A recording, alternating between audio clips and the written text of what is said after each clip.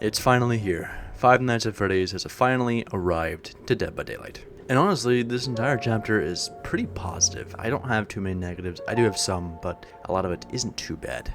Firstly, I want to discuss the addition of a lot of quality of life updates. Traditionally, when it comes to update overviews, I don't like to discuss the quality of life, as I believe that's just general DVD updates, not the actual chapter, but these are pretty damn good that I want to discuss them. The first thing I want to discuss is blood point spending. With this chapter, they're adding bulk blood point spending, which is a net positive. I can only think of one negative thing to talk about, and that is you can't set priority for certain items, meaning that you can't prioritize bloody party streamers, ebony moris, so on and so forth. I think adding the ability to do so would be fantastic, but unfortunately we're not in that world where that's possible. Now, could they change it? Possibly. The next feature I want to discuss is the gamma settings, as this has oddly enough been kind of controversial in some places of the internet. I'm not sure why, but some people are mad that now you can make the game much brighter. I do understand trying to keep the same aesthetic is very important to some people. I don't think it is. I think DBD has kind of abandoned its aesthetic so long ago that it doesn't matter if they add a gamma setting. Also, PC players have already had an incredible advantage over console players with NVIDIA filters or reshade, where they're able to make their game much brighter or even only see the color red.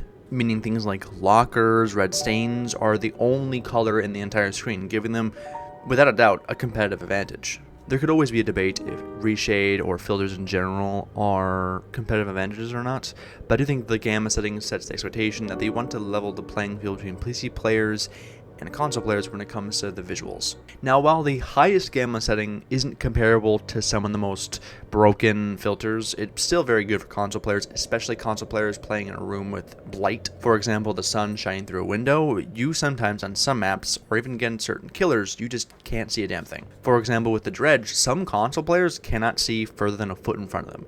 And some people say that's meant to be. No, it's not. If you play on PC with no filters and also without any sort of glare on your screen, you can see a lot further than a foot in front of you. But some console players don't have that luxury, so being able to crank up your gamma settings to be able to see as much as possible is a good change in my opinion.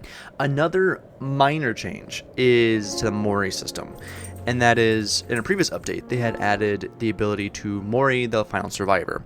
This caused a lot of people to slug the third survivor and then go on to find the fourth survivor. Now, if the third survivor is on hook, they can then down the fourth survivor and Mori them while that third survivor is on hook. I think this is a good change to kind of prevent the slugging that was occurring due to this change.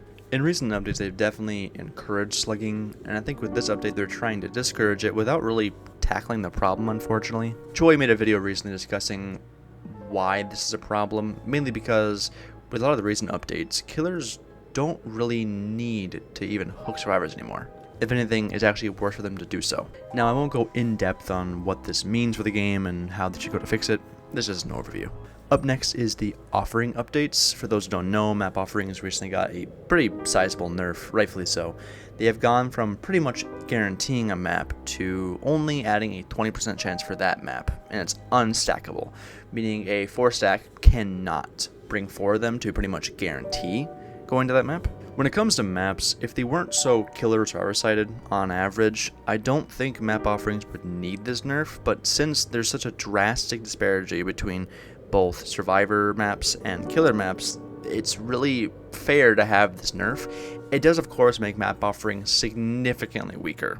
I would prefer more of a map banning system rather than a map selection system. I think in general it would be just better for the game's future. The next feature I'm going to discuss is the survivor spawn logic. This is both a nerf and a buff to both sides. What they are doing is they're making it so survivors will spawn much closer together. This will make certain perks on killer weaker while others stronger. This will also make certain killers like Legion significantly stronger, but then also will nerf solo queue, unfortunately. A lot of solo queue, unfortunately, will get on the same gen, roughly like 4 people on the same gen at 5 gens, which is significantly worse than having 2 people on 2 gens, 3 people on 3 gens, or even 4 people on 4 gens. They also changed the killer spawn rules, where they won't really spawn near the middle of the map anymore. And there's a few other things that I won't really get into, like the spectator mode changes, the voiceover changes, and some of the buffs and nerfs. I'll talk about those when they actually hit live. Now for the meat and potatoes of this entire chapter, Springtrap. I think presentation-wise, he's very good. I think his model is really well done. I think his power is fun. And and his voice lines are also kind of funny, honestly. I can't wait to actually play as Matthew Lillard when we get that skin. But I want to say his power, as his power definitely is interesting. I've seen a lot of people online be very frustrated that he's not a stealth killer. He kind of is, but also kind of isn't. I will say his power is very unique, and I think it is not my cup of tea when it comes to killer powers, but I can definitely see why people enjoy him so much. I prefer more high mobility killers. Some people prefer more killers like Springtrap. To give you a basic rundown of his power, without talking about his doors yet, let's talk about his axe. He can summon the fire axe and throw it at a survivor. If it hits the survivor, they become injured and the axe gets embedded in them. If he walks up behind them, he can pretty much instantly grab them and pick them up with a short animation. Now, you might think this is a little too strong when it's really not. This axe is pretty difficult to aim. By default, it doesn't have any sort of cursor. There's a brown add-on that adds one, but in general, it has a lot of weight to it. It's really hard to aim. I've seen some people hit some crazy trick shots, but it won't be anywhere near as easy to aim like a trickster knife, a hunter's hatchet, or a death slinger shot. But if you do miss, it doesn't completely lose all function.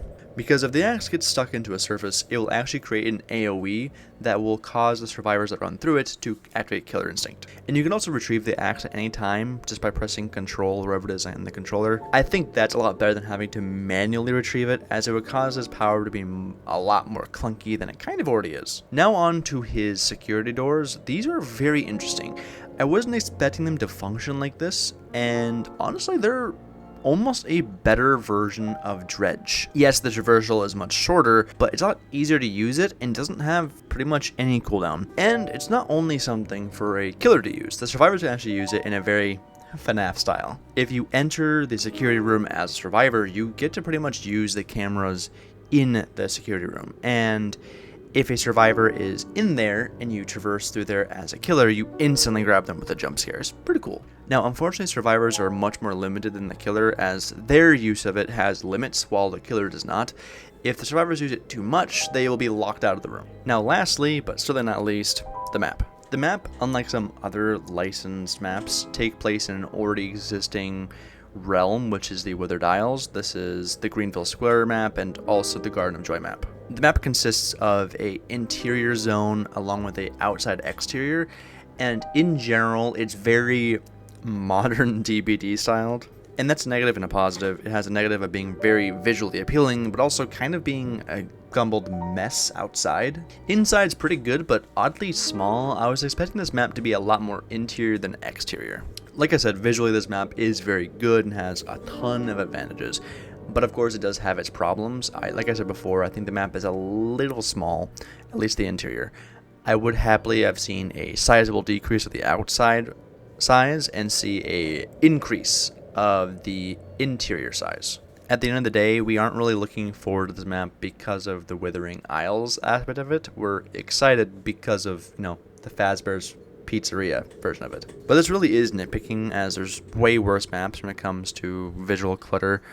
I will say that the outside is very much Withering Isles because there's a ton of terrible palettes, and then there's like a few good ones. And this map having a shack was an interesting choice. I get because it's not really an interior map, it can have a shack, but still, it's a little odd. Now, to be fair, this is all really just nitpicks, as I do believe this map is good visually and balance-wise.